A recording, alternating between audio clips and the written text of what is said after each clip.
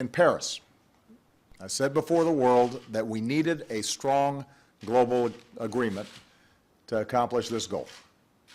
An enduring agreement that reduces global carbon pollution and sets the world on a course to a low-carbon future. A few hours ago, we succeeded. We came together around the strong agreement the world needed. We met the moment. I want to commend President Hollande and Secretary General Bon for their leadership and for hosting such a successful summit, and French Foreign Minister Laurent Fabius for presiding with patience and resolve. And I want to give a special thanks to Secretary John Kerry, my senior advisor Brian Deese, our chief negotiator Todd Stern, and everyone on their teams for their outstanding work and for making America proud. I also want to thank the people of nearly 200 nations, large and small, developed and developing, for working together to confront a threat to the people of all nations. Together we've shown what's possible when the world stands as one. Today the American people can be proud because this historic agreement is a tribute to American leadership. Over the past 7 years, we've transformed the United States into the global leader in fighting climate change. In 2009, we helped salvage a chaotic Copenhagen summit and establish the principle that all countries had a role to play in combating climate change. We then led by example with historic investments in growing industries like wind and solar, creating a new and steady stream of middle-class jobs. We've set the first ever nationwide standards to limit the amount of carbon pollution power plants can dump into the air our children breathe. From Alaska to the Gulf Coast to the Great Plains, we've partnered with local leaders who are working to help their communities protect themselves from some of the most immediate impacts of a changing climate. Now, skeptics said these actions would kill jobs. Instead, we've seen the longest streak of private sector job creation in our history. We've driven our economic output to all-time highs while driving our carbon pollution down to its lowest level in nearly 2 decades.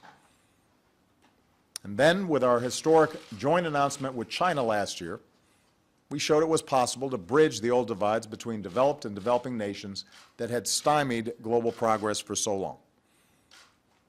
That accomplishment encouraged dozens and dozens of other nations to set their own ambitious climate targets. And that was the foundation for success in Paris.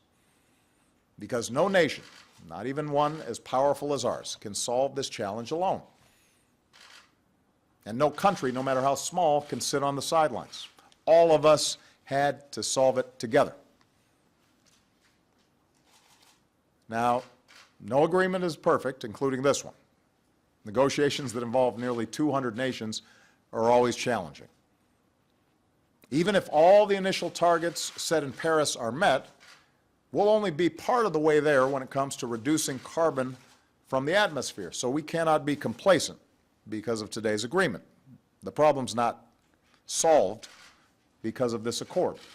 But make no mistake, the Paris Agreement establishes the enduring framework the world needs to solve the climate crisis. It creates the mechanism, the architecture, for us to continually tackle this problem in an effective way. This agreement is ambitious, with every nation setting and committing to their own specific targets, even as we take into account differences among nations.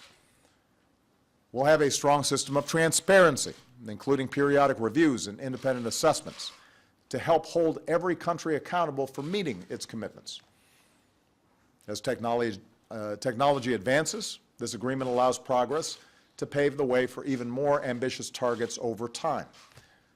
And we have secured a broader commitment to support the most vulnerable countries as they pursue cleaner economic growth. In short, this agreement will mean less of the carbon pollution that threatens our planet and more of the jobs and economic growth driven by low-carbon investment. Full implementation of this agreement will help delay or avoid some of the worst consequences of climate change and will pave the way for even more progress in successive stages over the coming years.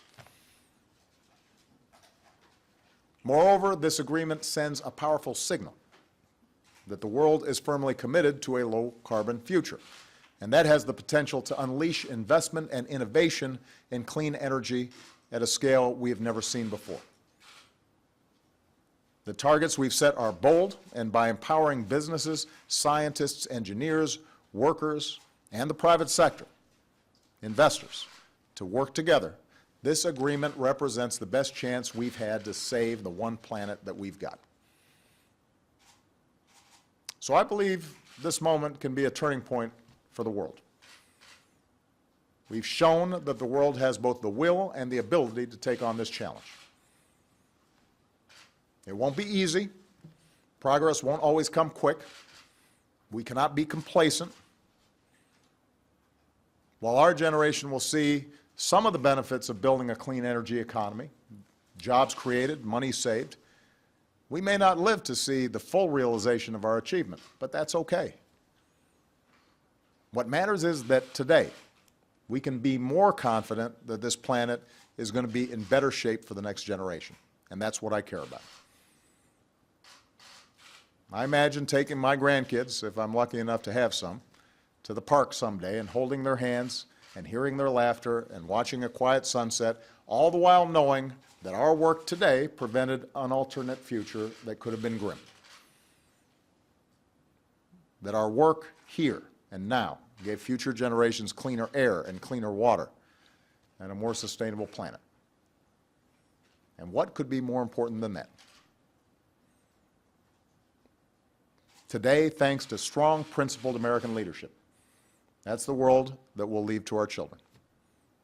A world that is safer and more secure, more prosperous, and more free. And that is our most important mission in our short time here on this earth. Thanks.